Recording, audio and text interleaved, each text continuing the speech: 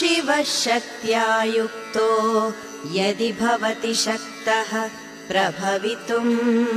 न चेदेवं देवो न खलु कुशलः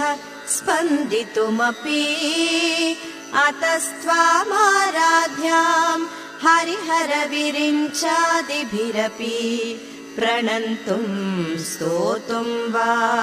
कथमकृतपुण्यः प्रभवति तनीयां सम्पांसुं तव चरणपङ्केरुहभवम् विरिञ्चिः सञ्चिन्वन् विरचयति लोकानविकलम् वहत्येनं शौरिः कथमपि सहस्रेण शिरसां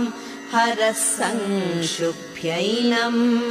भजति भसितोद्धूलनविधिम्।